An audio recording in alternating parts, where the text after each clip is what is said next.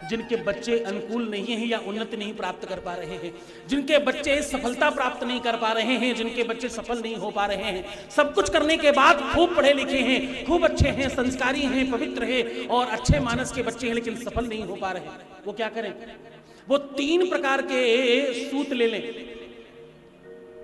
रेशम, ऊन और कच्चा सूत, ये तीनों ले लें। ये तीनों को कच्चे दूध में रात में भिगो दें और दूध में थोड़ी सी हल्दी डालें। और हल्दी कौन सी डालनी है? गांठ वाली हल्दी को घिस घिस कर डालना है, पीस कर नहीं डालना, घिस कर डालिएगा। दूध उतना ही रखिएगा जितने में ये धागे भीग जाए, केवल उसी में हल्दी खूब अच्छे से लेप कर डाल दीजिए और रात भर भिगो रहने दीजिए, रात भर भीगा रहने दीजिए। सुबह भगवान शिव की शिवलिंग पर लपेट दीजिए और पूरा पूजा संपन्न कर लीजिए। रोली, अक्षत, चावल, गंध, पुष्प, धूप, दीप, नैवेद्य प्रणाम करके संपन्न पूजा जब हो जाए आपकी, उस पूजन के बाद इन धागों को उठाकर उसकी दाहिनी कलाई पर बांध देना, क्योंकि यहाँ पर मणिबंध है।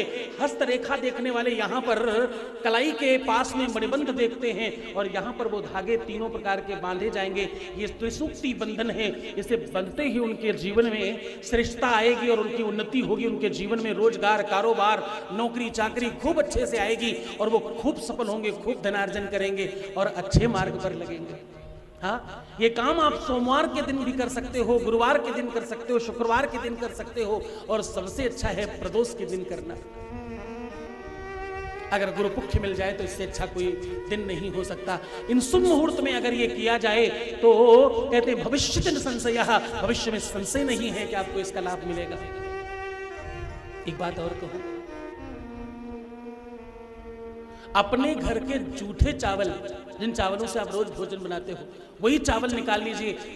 27 चुटकी से करना है और चुटकी केवल 3 उंगलियों से बनती है, जिसमें मिडिल फिंगर नहीं लगाते और छोटी वाली उंगली नहीं लगाते। अब ये बची हुई 3 उंगलियां, इन 3 उंगलियों से जितने चावल उठ रहे हो उतने उठाओ 27 बार और एक पात्र में रख लो और इन चावलों को के ऊपर अपने ही घर की थोड़ी सी हल्दी रखो और इनके ऊपर 7 काली मिर्च रख लो। बहुत गौर से सुनना।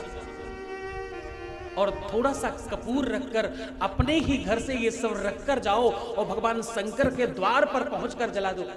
पहले दहलीज पर आरती करो और फिर अंदर पहुंच के भगवान शिव की आरती करो। भले ही कर्पूर गौरम करुणावतारम संसार सारम भुजगेंद्रहारम सदा वसंतम भवम भवानी सहितम नमामि ही आप कह रहे हो, लेकिन जो भी आपको मंत्र आता है वो बोलकर, कुछ नहीं आता ओम नमः शिवाय बोलकर आरती कर देना और जले हुए चावल की राख वापस ले आना थोड़ी सी, बाकी वही निर्माल्य में डाल देना। थोड़ी सी बचे हुए चावलों की राख लेते आइएगा घर में।